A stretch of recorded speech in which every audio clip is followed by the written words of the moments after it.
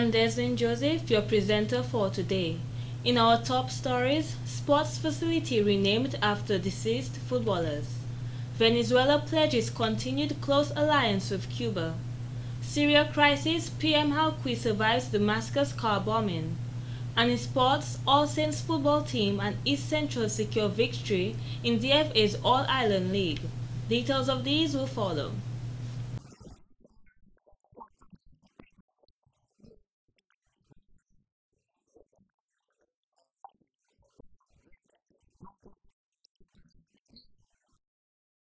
No child from 2012 onwards should be born with HIV. Even if you infected with HIV, you're still a human being. They're still living, they're still breathing, so we gotta love and respect them. Darren Sammy here endorsing the Live Up campaign.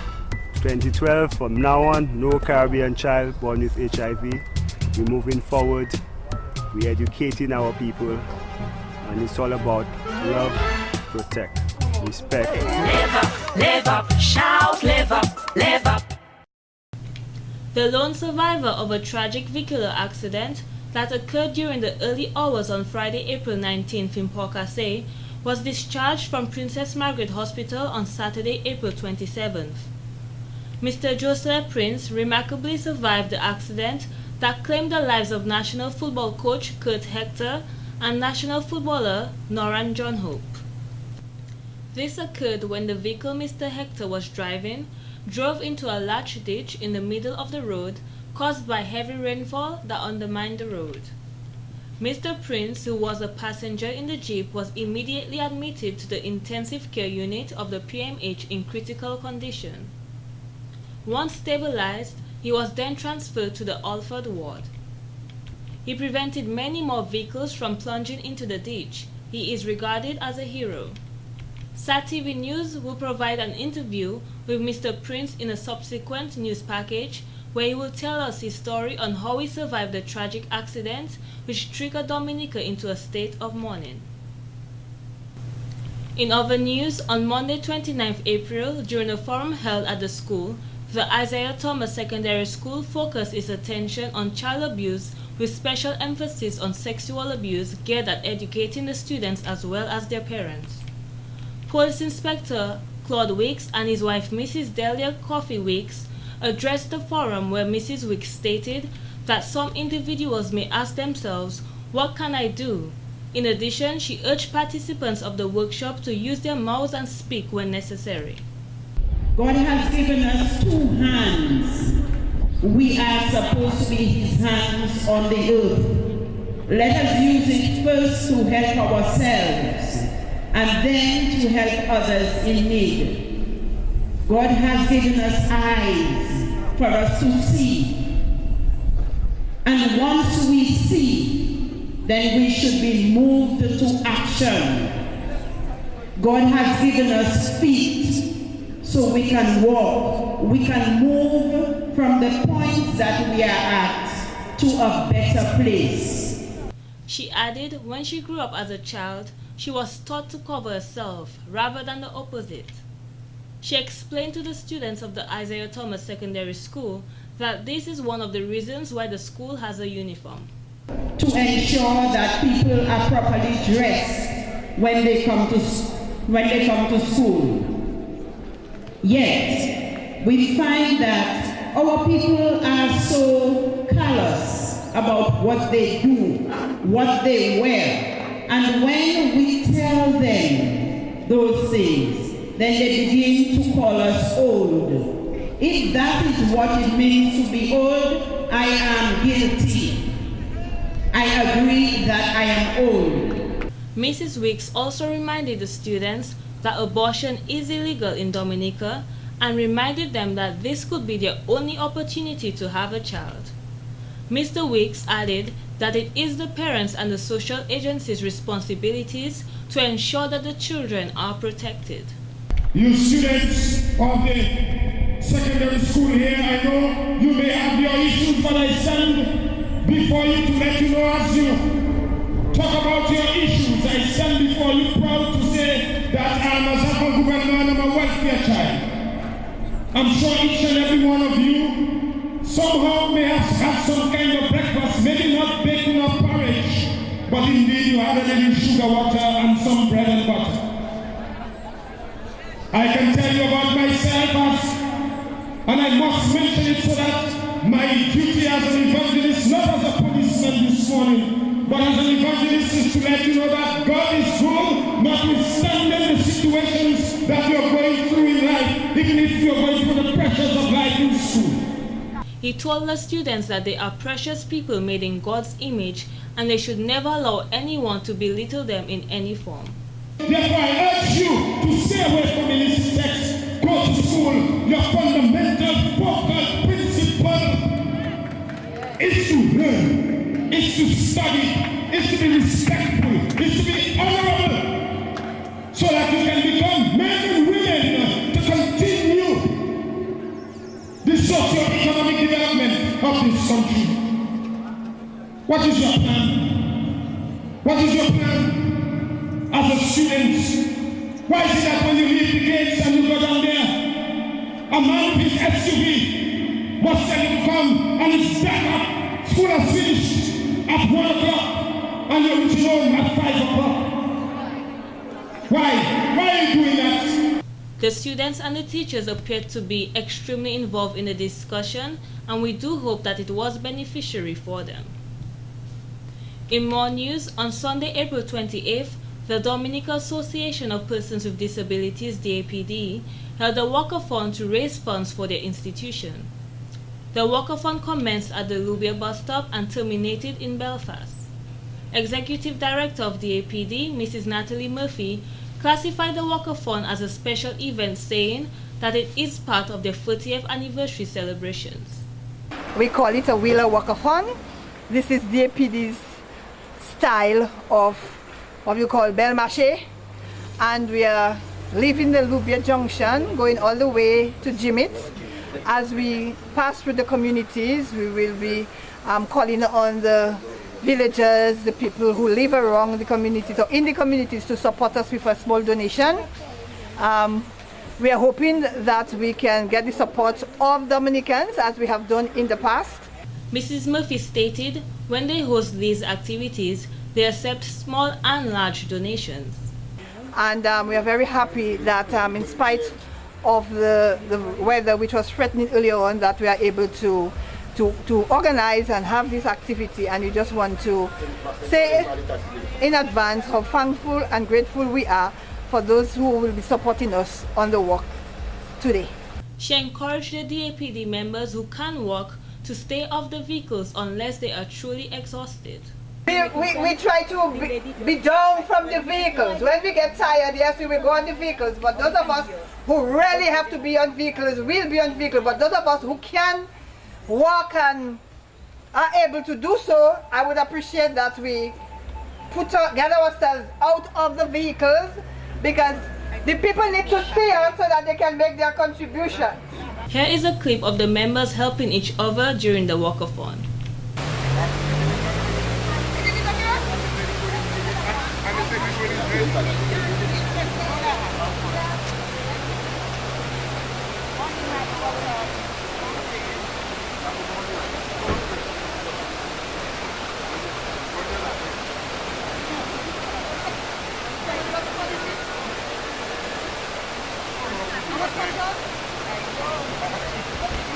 Overall, Mrs. Murphy believes the walkathon was fairly satisfactory.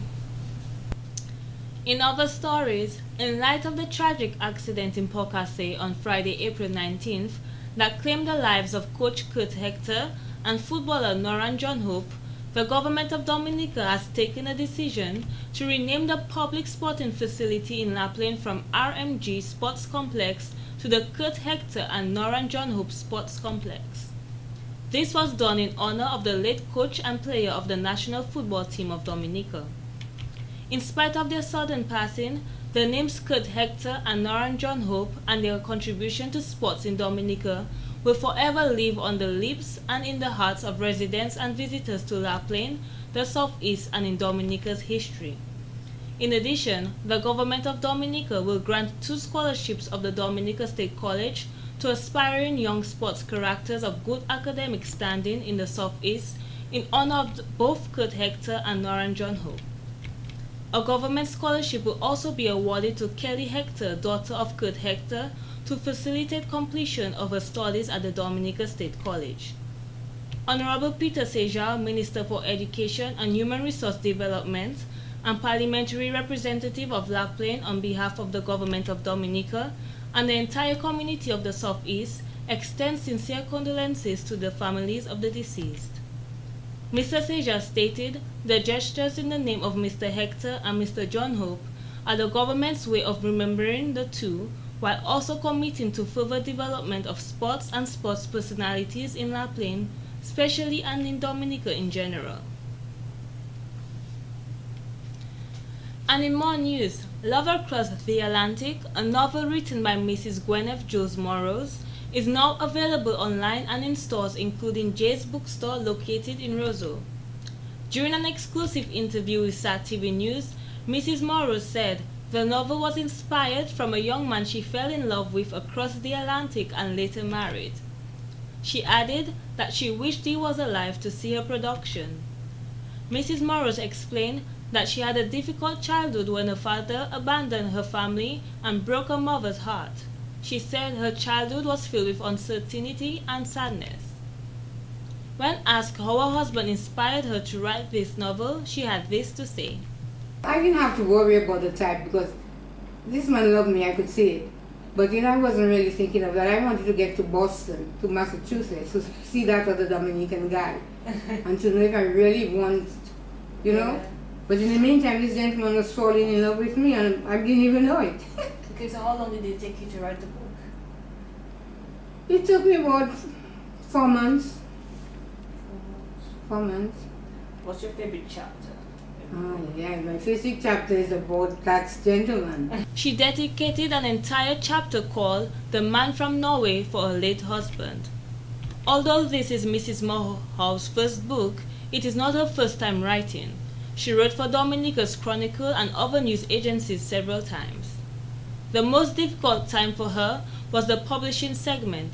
She indicated she struggled with the cost of publishing the book. In fact, I didn't involve anybody in it at all. I was visiting my boys. I have 3 lovely boys.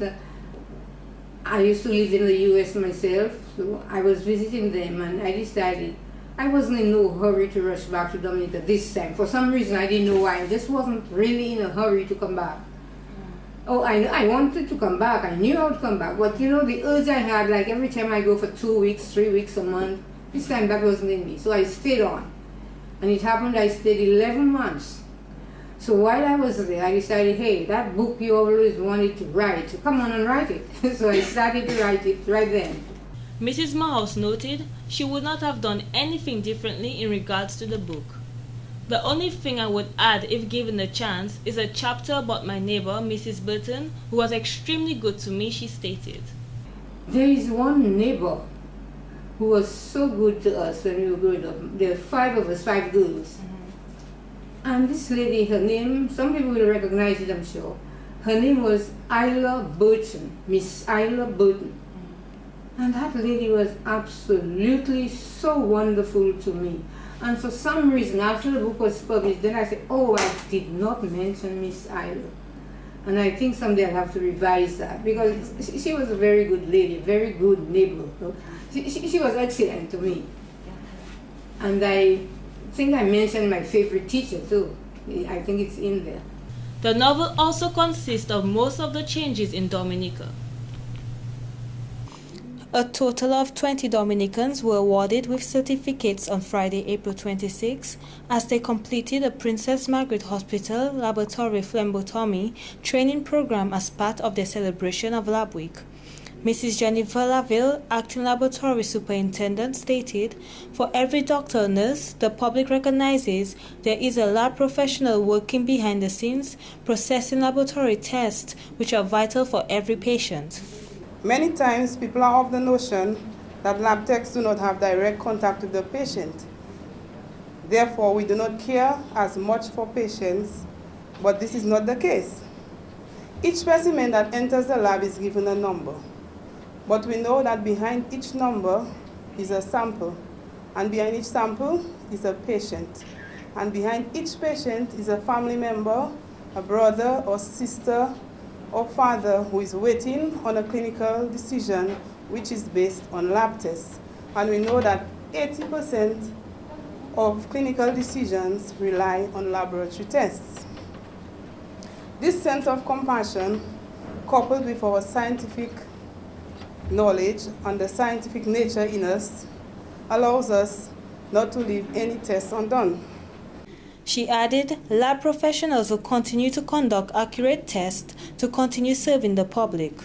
Acting Hospital Service Coordinator Mr. Clayton Bryan noted that as lab professionals, the government's laboratory plays a significant role in the integrated health services network. He went on to say over the years, the lab has been contributing significantly to the diagnosis of patients' illnesses or diseases. Based on these accurate results that we receive as doctors and nurses, that decisions in terms of what type of medications that the patient is supposed to get, what type of further investigations that need to be undertaken, and so allow individuals or patients to have a wonderful experience as they pass through or as they traverse Princess Margaret Hospital. Even as we celebrate this week, and it coincides with this significant award ceremony, where a number of you, about 20 of you all, are receiving certificates as you have successfully completed your phlebotomy program. And I understood that 2 weeks was dedicated to the theory aspect of it and 2 weeks of practical. He stated that since some members of the public were selected to take part in this training program, it will be very beneficial in the event that there is an urgent need for a phlebotomist. Mr. Bryan added, this program will be a definite advantage for the lab, the PMH, and Dominica. Some of the participants were Nora Francis, Mary Williams, Malawa Esprit, Prince Alexander, Lindell Joseph, Risha Felix, and Norbert Simeon. Other participants included Karen Revere, Amy Elwa, Kimon Farrell, Sarah Lisa Lloyd, Kevin Gregory, Christelle Hilton, Cyrus Farrell, Daneria Maroni, Sherry-Ann Wickens, Gianna Elwin, Andre Fortune, and Jem George. Let us now go across to Larry for today's court news. Thank you, Deslin. Today in court news, the police have arrested and charged 48-year-old Gerard Tony Etienne of Fonkole with the murder of 52-year-old John Ferdy Blaise of Layo. On April 17, 2013 at about 11:30 p.m., Mr. Blaise was found in an unconscious state lying in a pool of blood at his house in Layo. In an interview following the murder, sister of the deceased, Miss Maria Gies, stated she could not believe her brother was killed in cold blood, especially as he was not a troublemaker. In her opinion, the only problem her brother had was that he liked a lot of women, and that could have been a motive for his death, more so as neither money nor personal items were taken by the perpetrator. However, reports indicated that Mr. Blaise was sexually involved with the young daughter of Mr. Etienne, which is a suspected motive for his murder. Mr. Etienne, represented by attorney Zina Dyer, appeared before the Roseau Magistrates Court on April 29th, and he was not required to plea as murder is an indictable charge and was remanded at the Stock Farm State Prison. The hearing is set for August 31st, 2013. In more court news, 33-year-old Alistair Irish of Bath Estate can consider himself lucky, as he was sentenced to pay a minor fine and received a suspended sentence after pleading guilty to intimidation, battery, and using insulting language. Mr. Irish, who appeared before Roseau Magistrate Evelina Baptiste, was slapped with a trio of charges following a violent incident with his girlfriend, Miss Rosanna Jajak of Newtown, who resides at Kingshill. According to the facts of the case, on Thursday, April 25th, the defendant and his girlfriend were involved in a heated argument about their children that turned violent as Miss Jajak tried to leave the house. She was grabbed by Mr. Irish, which sparked a fight, and when she tried to run out of the house, Mr. Irish held her and began beating her with the flat side of a cutlass as she cried out for help. A report was made. When the investigating officer met Mr. Irish at the police station and questioned him about the incident, he stated that he and his girlfriend have already settled the matter. After he was cautioned and arrested, he told the officer, and I quote, "You will pass like a fool in court on Monday, when me and my girlfriend live court together, end quote. He also insulted the officer. In mitigation, he apologized for his actions, stating he was being stupid at the time, but he does not have any problem with his girlfriend, whom he loves. Magistrate Baptist advised him that aggressive behavior is not the way to solve problems, and that a serious macho man would have left the house to cool off and not put his hands on his woman. She also advised him to seek anger management classes and respect the women in his life. He was fined $400 to be paid by August 31st, or in default spend 3 months in prison on the charge of insulting language. Mr. Irish was also fined $2,000 on the charge of battery, or in default sentenced to 7 months in prison. However, pending good behavior for a 24-month sentence, he would not have to pay the fine. There was no separate penalty on the charge of intimidation. This has been the local segment of the news. Coming up next, regional highlights.